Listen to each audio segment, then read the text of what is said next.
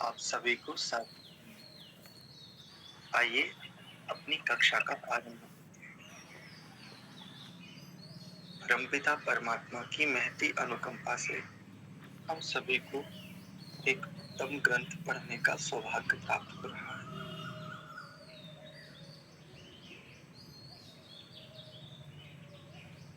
भावना।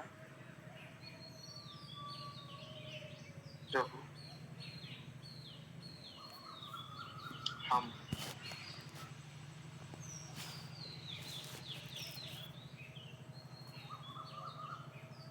प्रति बोध पर आगे बढ़ने हेतु संकल्प लेते हैं, किंतु अनेकों विघ्नों, प्रतिकूलताओं आदि के उपस्थित होने पर पुनः शिथिल हो जाते हैं।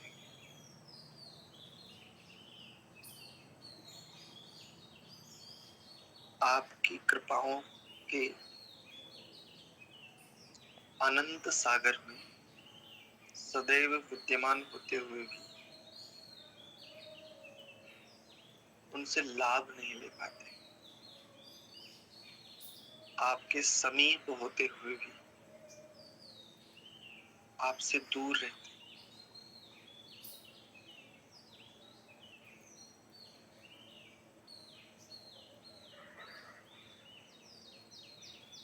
हमें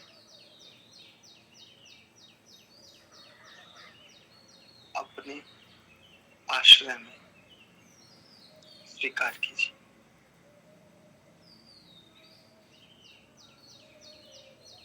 जिससे हम चल पाए, बढ़ पाए, गति कर पाए, हमारी गति बाधित न हो। मंत्र पाठ।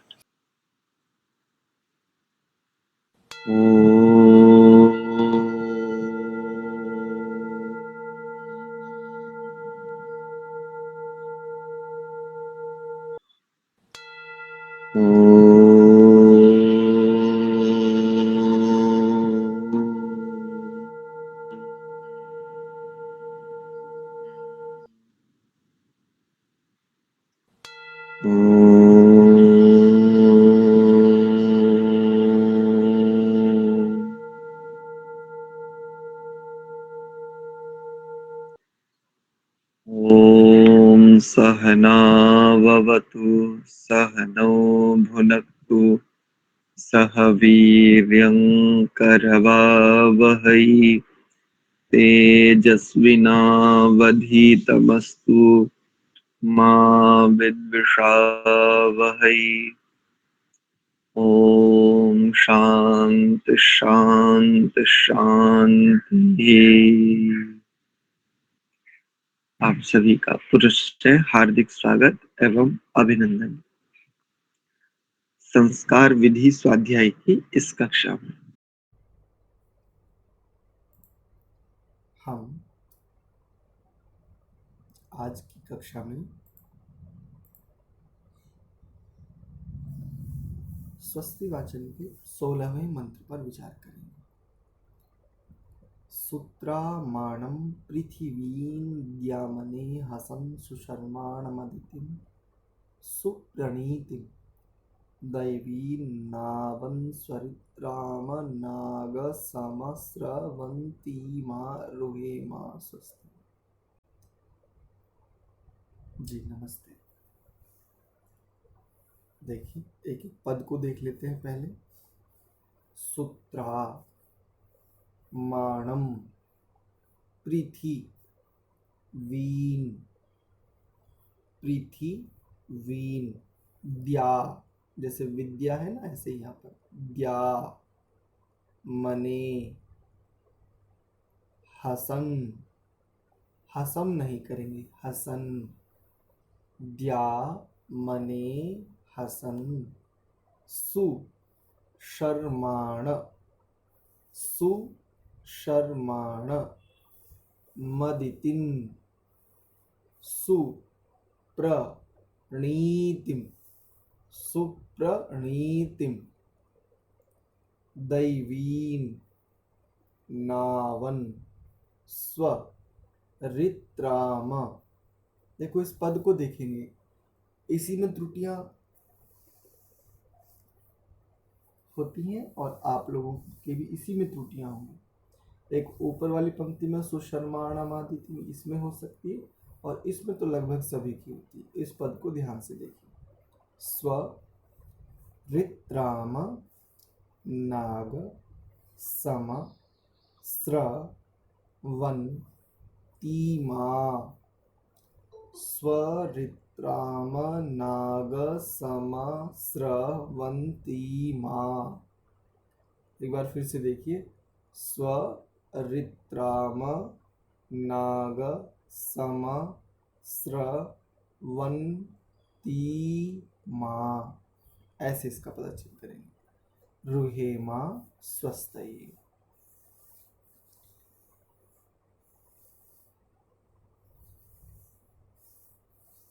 संहिता पाठ भी देख लीजिए। ओम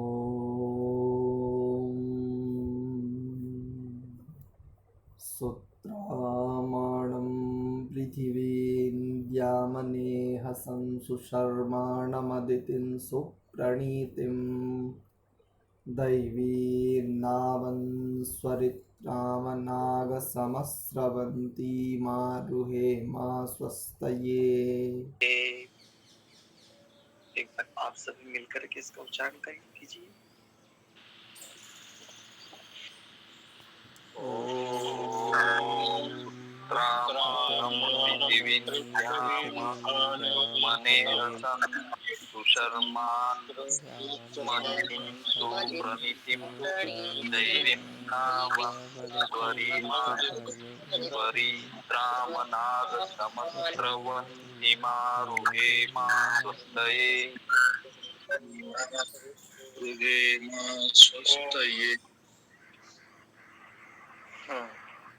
बढ़िया, अच्छा प्रयास है आप लोग। चलिए सुन लेते हैं और तनिक स्पष्टता आ जाएगी। सोमाराम डारा जी।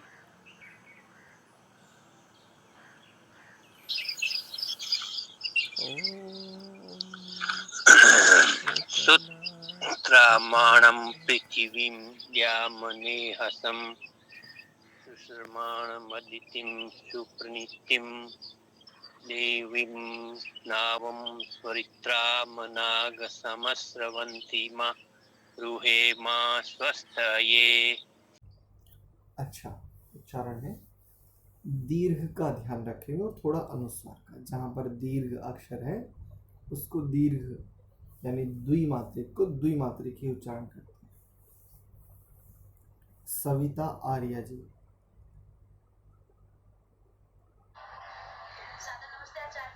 नमस्ते।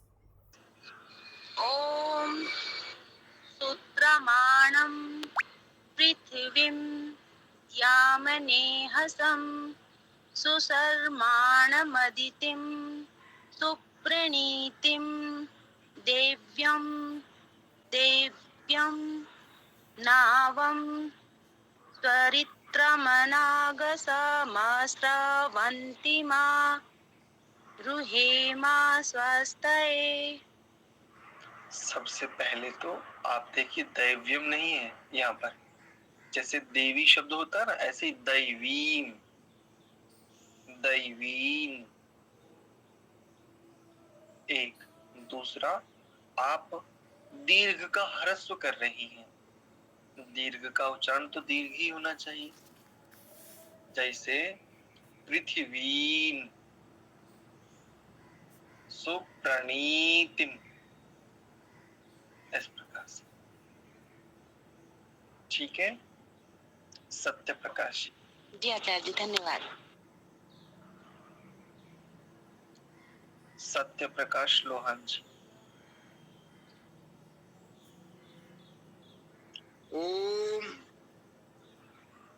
ओम सुत्रामाणं पृथिवीं द्यामनेहसं सुस्त्रमाणमदितिं सुप्रणीतिं दैवीं नावं त्वरित्रामनाकशं स्रवन्ति मारुहे मा स्वस्तये। देखो, दैवीन, इसको दैवीन ऐसा कीजिए, दैवीं एक। और जब आप यहाँ पर जाते हैं ना, स्वरित्रामन नागसम, सम नहीं, सम। और तीसरा स्रवंतिमा नहीं करेंगे। सविता आर्या जी ने भी यही किया और आप भी यही त्रुटि कर रहे हैं। और अब अन्य भी ध्यान दीजिए, वंतिमा, तकार में जो इकार है वो दीर्घ है। स्वरित्राम नाग सम स्रवंतिमा, ऐसा। गौरव, अनुकूलता है बेटा? जी आचार्य, प्रयास करते हैं। हम्म, ॐ सूत्रामाणं पृथिवीं द्यामनेहसं सुशर्माणमदितिं सुप्रणीतिं देवीन्नावं स्वरित्रामनागसमस्रवन्तीनां रुहे मा स्वस्तये। बढ़िया, अच्छा अच्छा प्रयास। दैवीन, इसको ऐसा करेंगे। और सुप्रणीतिम सुप्रणीतिम सुप्रणीतिम। सुप्रणीतिं अनुपमा जी, सुप्रणीतिं। साधु नमस्ते आचार्य जी। नमस्ते। ओम सूत्रामाणं पृथिवीं द्यामनेहसं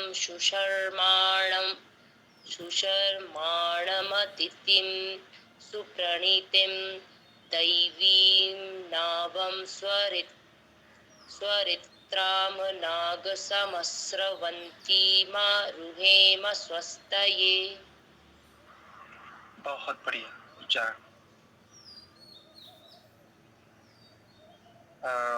दीप्तिका माता जी। ओम नमस्ते आचार्य जी। नमस्ते।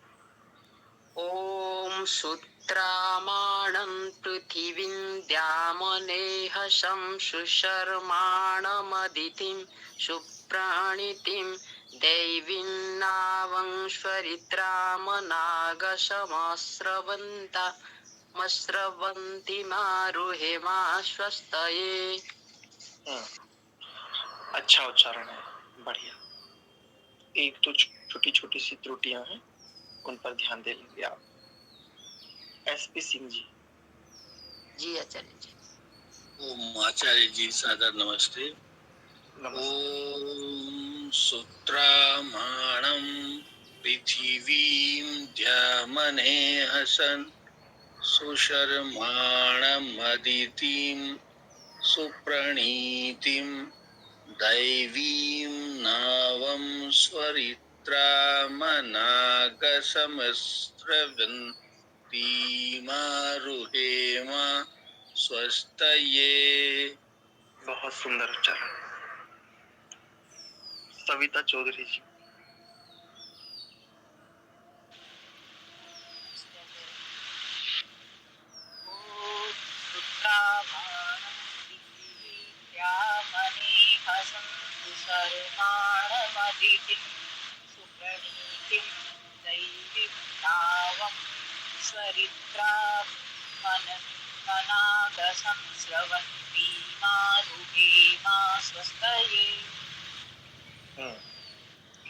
जितनी ध्वनि आपकी हम समझ पाए, आपका उच्चारण अच्छा था। संभवतः आपके यहाँ वर्षा हो रही है। तो नहीं हो रही, पंखे की हवा आ रही है। हाँ, जी जी, आपकी ध्वनि में थोड़ा व्यवधान था, कोई बात नहीं। नंदन सिंह रावत जी। नमस्ते आचार्य। नमस्ते। ओम सूत्रामाणं पृथिवीं द्यामनेह संसु सर्वाणमदितिं सुप्रणीतिं दैवीं नामं स्वरितामनगसमस्रवन्ती मारुहेमा स्वस्तये। बहुत अच्छा उच्चारण। थोड़ा अनुस्वार पर और ध्यान दीजिए। रवि जी। नमस्ते आचार्य जी। नमस्ते। ओम सूत्रमानं पृथिवीं जामनेहसं सुशर्मणामदितिं सुप्रणीतिं दैवीं नावन् स्वरित्राम नागसमस्रवन्तीमा रुहेम स्वस्तये। बहुत सुंदर। एक छोटी सी त्रुटि है, जैसे आपने किया ना, सुशर्माणा, सुशर्माणा, मदि ऐसा हो जाएगा। सुशर्माणमदि। सुशर्माणमदि। हाँ, अब ठीक है। दिगंबर जी। नमस्ते आचार्य जी। नमस्ते। ओम सूत्रमानं पृथिवीं द्यामनेहसं सुशर्मामदितिं सुप्रणीतिं दैवीं नावं स्वरित्रां नागसमस्रवन्तीमा रुहेमा स्वस्तये। अच्छा उच्चारण है। 3 त्रुटियां हैं, जैसे सुप्रणीतिम, सुप्रणीतिम, प्रणीतिम, सुप्रणीतिम, सुप्रणीतिं आगे दैवीन तो दीर्घ करेंगे, दैवीन। दैवी से ही जब आपने यहाँ पर किया स्वरित्राम नाग समस्र वंतिमा नहीं करेंगे, वंतिमा। वंतिमा। विनोदिनी पांडा जी। नमस्ते आचार्य जी। नमस्ते। ओम सूत्रमाणं पृथिवीं द्यामनेहसं सुशर्माणमदितिं सुप्रणीतिं दैवीं नावं स्वरित्रामनागसमस्रवन्ती मारुहेमा स्वस्तये। बढ़िया उच्चारण। थोड़ा सा दीर्घ ह्रस्व पर ध्यान दीजिए। जहाँ अक्षर ह्रस्व है उनको ह्रस्व, देखो ह्रस्व, दीर्घ और प्लुत, इन तीनों का भेद ये है। इनको एक बार मोटा मोटा समझ लेंगे तो उच्चारण ठीक हो जाएगा। ह्रस्व अक्षर का उच्चारण लगभग 1 सेकंड में होना चाहिए, दीर्घ का ऐसे ही 2 और प्लुत का लगभग 3 सेकंड में। इसको ध्यान रखिए तो आपका उच्चारण। अशोक जी। ओम नमस्ते गुरुजी। नमस्ते। ओम सूत्रमाणं पृथिवीं दामेन हसं सुशर्माणमदितिं सुप्रणीतिं देवीं नावं सवारित्रां नागसंत्रावन्तीमा रुहेमा स्वस्तये। प्रयास अच्छा है। त्रुटियां हैं अभी। सूत्रामाणम, सूत्रमाणं ऐसा पृथ्वीं, ऐसे ही दीर्घ का दीर्घ और एक आगे आपने किया था यहाँ सुशर्मा, ऐसा नहीं, यहाँ पर सु जैसा उच्चारण आपने सुप्रणीतिम का किया, ऐसा ही यहाँ पर भी सुशर्मा, सुशर्मा। ओम नमस्ते आचार्य जी। नमस्ते माता जी। ओम सूत्रमाणं पृथिवीं द्यामनेहसं सुशर्माणमदितिं सुप्रणीतिं दैवीन्नावन् स्वरित्रामनागसमस्त्रवन्ती मारुहे मा स्वस्तये। बहुत सुंदर उच्चारण। एक छोटी सी त्रुटि है बस, सूत्रामाणम, यहाँ पर ना नहीं करें, पकार है ना आगे, पा है, हाँ जी हाँ जी। अनुस्वार का उच्चारण मकार के जैसा हुआ, सूत्रामाणम। ठीक है आचार्य जी, धन्यवाद। इसके भाष्य पर विचार करते हैं। ये मंत्र हमें क्या संदेश देता है, इस पर हम विचार करते हैं।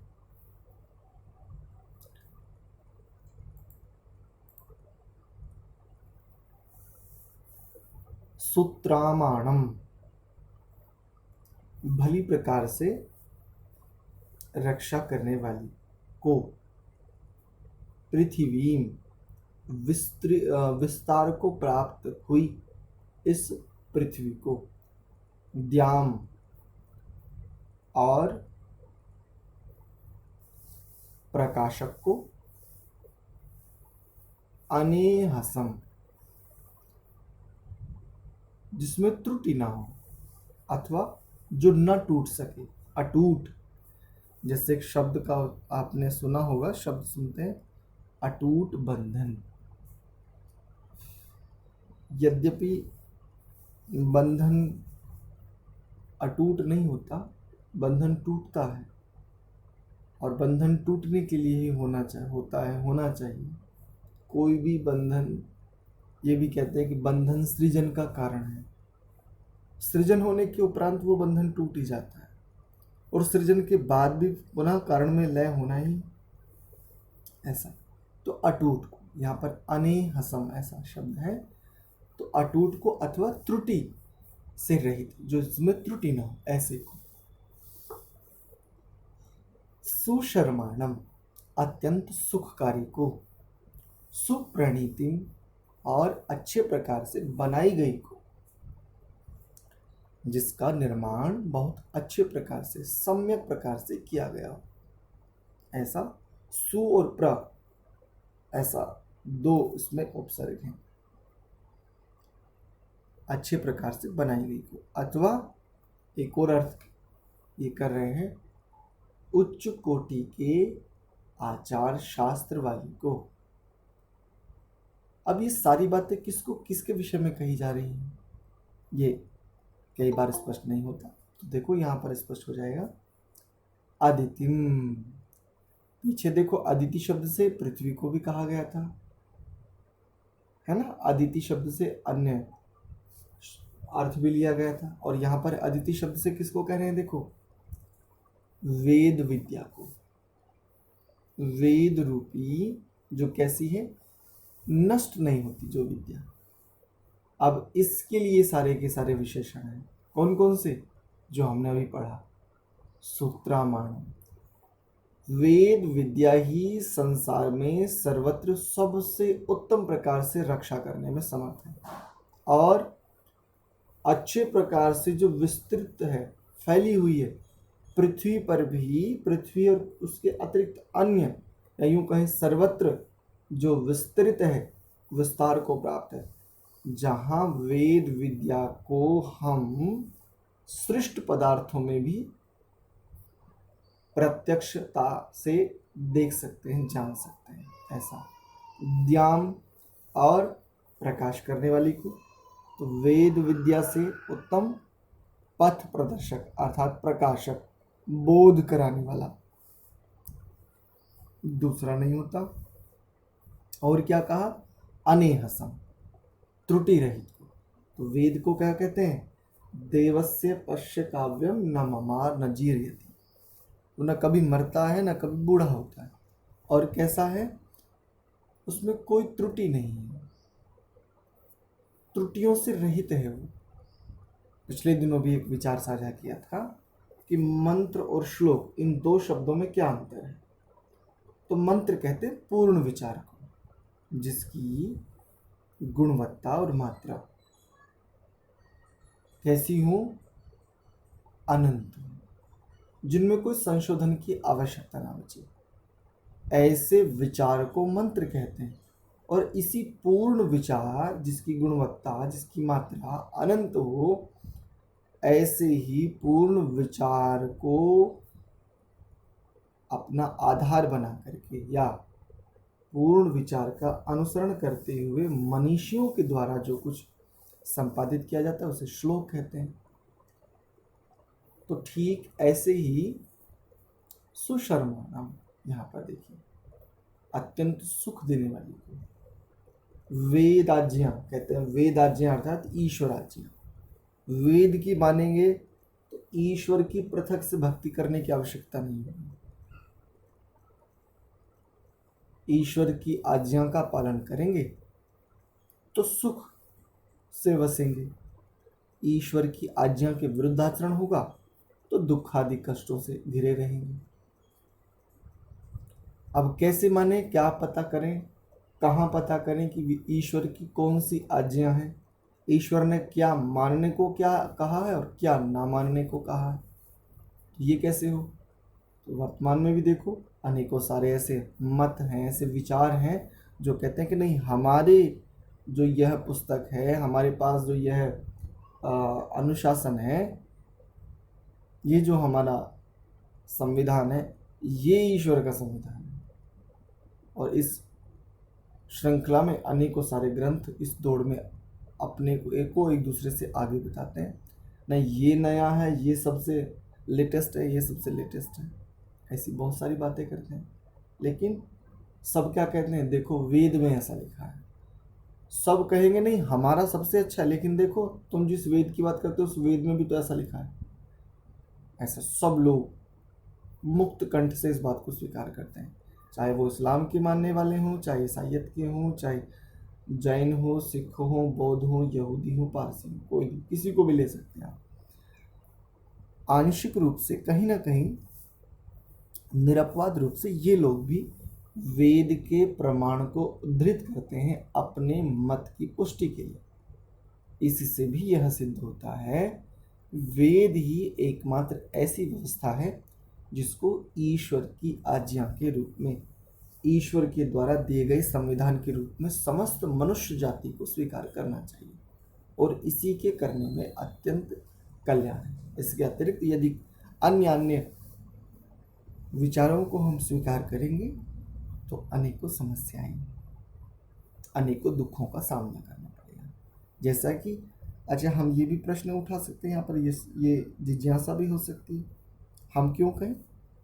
तो वेद की किसी बात को समझने के लिए वेद स्वयं ही अन्य स्थल पर इसका प्रमाण देता है, जहाँ पर कहते हैं यस्य छायामृतम यस्य मृत्यु, जिसका आश्रय अमृतमय है, अर्थात आनंद को देने वाला, अर्थात उन्नति कारक है, सदैव कल्याण करने वाला है। और यस्य मृत्यु, और जिसके आश्रय से रहित हो जाना, जिसके आश्रय से पृथक हो जाना कैसा है? मृत्यु आदि दुखों का, क्लेशों का, विघ्नों का, बाधाओं का, अनेकों प्रकार के बंधनों का हेतु बनता है, आधार बनता है। इसलिए तो सुशर्माणम, अत्यंत सुख देने वाली को, सुप्रणीति अर्थात अच्छे प्रकार से, सम्यकता, प्रकर्षता से निर्मित या उच्च कोटि के आचार शास्त्र वाली को। उच्च कोटि का आचार अर्थात आचार से यहाँ पर लेंगे आचरण, जिसको हम ग्राह्य कहते हैं, जो ग्रहण करने योग्य है उसे आचार कहते हैं, अथवा आचरण शब्द से कहते हैं। अदितिम, कभी न नष्ट होने वाली वेद विद्या को, देवीन नावम, ऐसा पदच्छेद करेंगे, विद्वानों से या विद्वानों के द्वारा, दिव्य लोगों के द्वारा बनाई गई नौका। एक बात कहते हैं ना, संसार में, संसार की रूपी भवसागर से पार जाने के लिए नौका चाहिए, तो वो कौन सी नौका है? किस नौका पर हम आरूढ़ होकर के संसार रूपी भवसागर से पार हो सकते हैं? तो उसके लिए देखो कितनी अच्छी बात कही, दैवी नावम, जो देवों के द्वारा बनाई गई है, जो देवों ने जिसका निर्माण किया है। देव किसको कहते हैं? तो विद्वान सुवई देवा, विद्वानों की देव संज्ञा है। तो कैसे समझें? तो स्पष्टीकरण इस रूप में कि उनके द्वारा जो दिव्य उपदेश हैं, कैसे वेद विद्या को अपनी बुद्धिमत्ता से अत्यंत सरल करते हुए जो जन सामान्य के लिए भी उपदेशित करते हैं, ये है वो नौका, ये है वो दिव्य नौका जिस पर आरूढ़ होकर के हम संसार सागर से पार जा सकते हैं। अब कोई कहे नहीं मुझे नौका बनानी नहीं आती इसलिए मैं पार ही नहीं जा सकता, तो यदि सभी नौका बनाए और नदी को या किसी सागर को, किसी स्थिति को पार करने के लिए सभी नौका बनाएंगे, तो ये तो तर्क संगत, ये तो युक्ति संगत बात नहीं है ना। जैसे कहें मुझे भोजन करना है, तो भोजन करना है तो नहीं, पहले मैं अनाज उगाऊंगा, फिर उसको आटा बनाऊंगा, फिर स्वयं भोजन पकाऊंगा, तब मैं भोजन करूंगा।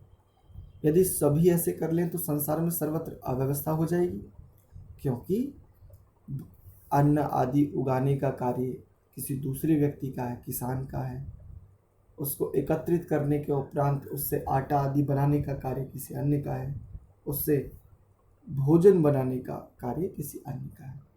तो भोक्ता को, जिसको भूख लगी है, उसको तो अपनी भूख मिटाना उसका प्रयोजन है। तो ठीक ऐसे ही यहाँ पर भी विद्वानों ने जो उपदेश दिए, उन उपदेशों को ठीक ठीक जान करके, जो दिव्य उपदेश हैं, जो वेदानुकूल उपदेश हैं, उनको ठीक ठीक जान करके उनको अपने आचरण में ले आने, बस हमारे लिए इतना पर्याप्त है। जनमानस के लिए, जन सामान्य के लिए इतना पर्याप्त है। यदि कोई कहे नहीं मैं स्वयं जानूंगा, जान, कोई बात नहीं, अनंत शास्त्र है, अनंत विद्याएं हैं, जान करके भी तुम पहुंचोगे यहीं, जान करके भी तुम्हें यहीं आना पड़ेगा कि इस सब जानने का प्रयोजन क्या था। तो सब कुछ स्वयं जान करके प्रयोजन समझो, उसमें भी कोई आपत्ति नहीं है। आपको ही लगेगा कि ये तो बड़ा लंबा समय लग गया इसमें, अब पता नहीं ये जो प्रयोजन समझ में आया इसको सिद्ध कर पाऊंगा अथवा नहीं। और एक दूसरा ये भी है कि जिन विद्वानों ने गहन अध्ययन, अनुसंधान आदि किए हैं, उनकी बातों को अपने आचरण में ले आवें यहाँ से भी, क्योंकि प्रयोजन को वो भी बताते हैं और प्रयोजन हम स्वयं भी समझते हैं। और एक और बात देखिए, कई बार जब हम स्वयं समझने का यत्न करते हैं तो प्रयोजन अच्छे प्रकार से हमें स्पष्ट हो ही जावे, ये आवश्यक नहीं है। अनेकों सारे ऐसे आप ब्रह्मचारी और ब्रह्मचारिणियों से मिल सकते हैं जिनसे कहें आप क्यों पढ़ रहे हो इसको, या आप ये जो अध्ययन करें उसका प्रयोजन क्या है? बोले नहीं, बस ऐसे ही, कोई विशेष नहीं, मेरे पिताजी ने कहा जाओ गुरुकुल में पढ़ो, बस मैं इसलिए पढ़ रहा हूँ। नहीं, वो तो ठीक है, आपने अपने पिता की आज्ञा का पालन किया, किंतु प्रयोजन क्या है आपके इसका? नहीं, प्रयोजन तो कुछ नहीं है। अब उन्हें स्पष्ट ही नहीं, जबकि गुरुकुल में अध्ययन कर रहे हैं, तपश्चर्या पूर्वक अध्ययन कर रहे हैं। और कई लोग प्रयोजन स्पष्ट हो जाने पर भी, हम में से बहुत सारे, हम में से अधिकांश लोगों की ये दशा होती है, जब हमें प्रयोजन स्पष्ट हो गया हम कई बार प्रगति नहीं कर पाते, ये भी एक स्थिति है। तो इस दिव्य नौका पर आरूढ़ होकर के, और कैसी है ये? अस्रवंती, एक कभी भी चूने वाली नहीं है। जैसे छत, कच्ची छत होती थी या पक्की छत भी, आजकल लेंटर भी, वर्षा होती है तो उसमें से पानी टपकने लगता है, तो हम क्या कहते हैं सामान्य भाषा में? पानी चू रहा है, जल चू रहा है, ऐसा। तो ये ऐसी नौका है, ये दिव्य नौका है जो चूने वाली नहीं, जिसमें से रिसाव संबंध नहीं, ये डूबने वाली नहीं है, और जो स्वयं डूबने वाली नहीं है वो आपको भी नहीं डुबोएगी। ऐसे समझिए, ये जो दिव्य नौका विद्वानों के द्वारा, मनीषियों के द्वारा जो निर्मित की गई है, ये कैसी है? ना तो ये स्वयं डूबने वाली है और ना आपको डुबोने वाली, अर्थात इसमें रिसाव संभव नहीं है, ये चूने वाली नहीं है। नाव में यदि एक छिद्र हो जाए तो उसमें जल भरने लगता है ये। और दूसरे अर्थों में देखें तो यदि वो चूने वाली, यदि उसमें एक छिद्र है तो स्वाभाविक सी बात है कि उसमें जल भरेगा। और जल जितना भरता जाएगा वो डूब जाएगी, और उसमें यदि हम आरूढ़ हैं तो हम भी डूबेंगे। ऐसा अस्रवंती, ऐसी कभी न चूने वाली, कभी न रिसने वाली दिव्य नौका पर आरूढ़ होकर के स्वस्तये आरूहेम, अपने कल्याण के लिए आरूहेम, हम उस पर आरूढ़ हो जाएं। ये इस मंत्र का भावार्थ देखिए संक्षेप में। प्रत्येक आत्मा निरपवाद रूप से बंधनों से, दुखों से, बंधन बराबर दुख, समस्त प्रकार के दुखों से बचना चाहता है, समस्त प्रकार के दुखों से, क्योंकि बंधन क्लेशकारी होते हैं, बंधन दुखदायी होते हैं। तो या तो कहें बंधनों से या कहें समस्त दुखों से, दूसरे अर्थों में कहें तो त्रिताप से। इनसे प्रत्येक जीवात्मा निरपवाद रूप से बचना चाहता है। हम कहीं भी देख सकते हैं, किसी भी मनुष्य और मनुष्यतर अन्य प्राणियों के साथ भी हम इस व्यवहार को करके देख सकते हैं। सामान्य से सामान्य प्रतिकूलता के उपस्थित होने पर भी संसार का समस्त प्राणी उस प्रतिकूलता से बचना चाहता है। और यहाँ तो बंधन की बात है, यहाँ तो भव सागर की बात है। इस भव सागर को पार करने के लिए हम एक ऐसी नौका को ढूंढते हैं जिस नौका पर आरूढ़ होकर के हम इस संसार रूपी भव सागर को पार कर सकें। इसमें क्या विशेषता होनी चाहिए? एक तो इसमें छिद्र ना हो, इस नौका में एक इसमें कोई त्रुटि ना हो। ऐसा ना हो कि मझधार में डुबो दे, त्रुटि से तात्पर्य बीच मझधार में ले जाकर के डुबो मारे, ऐसा ना हो। और कैसी हो? सम्यक प्रकार से, प्रकर्षता से इसका निर्माण किया गया हो। और कैसी हो? सुदृढ़ हो यह नौका। ऐसी नौका पर आरूढ़ होकर के हम भव सागर से, अर्थात त्रिताप से, अर्थात समस्त दुखों से बच सकते हैं, इस भव सागर से पार हो सकते हैं। तो अलंकारिक वर्णन के रूप में यहाँ पर इस मंत्र में है कि हम या तो स्वयं नौका बनावें, स्वयं पढ़ें, स्वयं जानें, स्वयं प्रयोजन समझें, और फिर उस प्रयोजन को सिद्ध करने के लिए यथा योग्य प्रयत्न हमारा हो, चेष्टाएं। और एक क्या है? बुद्धिमत्ता के आधार पर स्वयं जितना जानने का अवसर मिल रहा है वो अति उत्तम है, और जितना जितना विद्वानों, आचार्यों, मनीषियों, ऋषियों के माध्यम से हमें प्रयोजन स्पष्ट हो रहा है, बस प्रयोजन को समझ करके हमें यथेष्ट करना चाहिए। ठीक है, आज के विषय को हम हमारी ओर से इतना ही। यदि आप में से किन्हीं का कोई प्रश्न है तो पूछ सकते हैं। जी, सविता आर्य जी। आचार्य जी नमस्ते जी। नमस्ते। आचार्य जी एक निवेदन है, जैसे मतलब इसकी हिंदी अगर हमें मिल जाए रोज के रोज तो एक कॉपी बना ले हम और उसमें लिख लें ताकि हम बाद में भी पढ़े तो याद हो जाए आचार्य जी। हाँ, तो मैं लिखवाता तो, मैं बोलता तो हूँ भावार्थ के रूप में, और जो वीडियो आते हैं उन वीडियो में भी अंत में भावार्थ के रूप में सब कुछ उपस्थित होता है। लो मैं फिर से, सुबह समय जैसे भोजन आदि बनाना होता है ना आचार्य जी, तो थोड़ा ध्यान उधर भी रहता है ना। कोई बात नहीं, इसलिए थोड़ा होता है। आप बाद में भोजन आदि से निवृत्त होकर के वीडियोस आपके साथ साझा किए जाते हैं, उन वीडियो से देख करके आप बना सकते हैं। और जब मैं भावार्थ बोलता हूँ तब लिख सकते हैं। यदि आप लिखते हैं तो मुझे बीच में एक बार टोक दिया करें कि आचार्य जी यहाँ से फिर बता दीजिए, तो फिर बता दें, कोई बात नहीं। ठीक है ना? आचार्य जी नमस्ते जी। धन्यवाद जी नमस्ते। ओ सवाल है, वैसे क्या त्रुटि है जी? ओम सूत्रमाणं पृथिवीं द्यामन्नेहसं सुशर्मणाम् आदितं सुप्राणितं प्राणितिं दैवं नावं स्वरितं नागा संवन्तिमा रूहिमा स्वस्तये। अच्छा उच्चारण है, अच्छा प्रयास है आपका। ठीक है, तो भावार्थ के रूप में प्रत्येक आत्मा को निरपवाद रूप से ऐसी नौका चाहिए जो छिद्र रहित हो, जो चूने वाली ना हो, जिसमें त्रुटि ना हो और सुदृढ़ हो। और कैसी हो? भवसागर से पार कराने में सक्षम। ऐसी नौका पर आरूढ़ हो जावे तो हम भवसागर से पार हो सकते।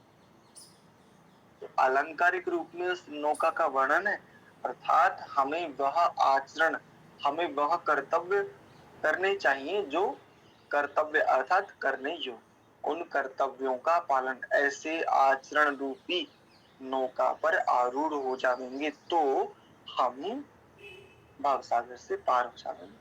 बस ये इसका भाव है। ठीक है, चलिए आज के विषय को इतना ही रखते हैं।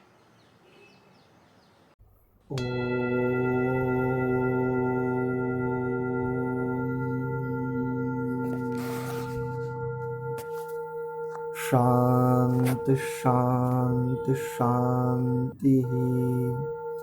आप सभी को बहुत बहुत धन्यवाद, सादर प्रणाम।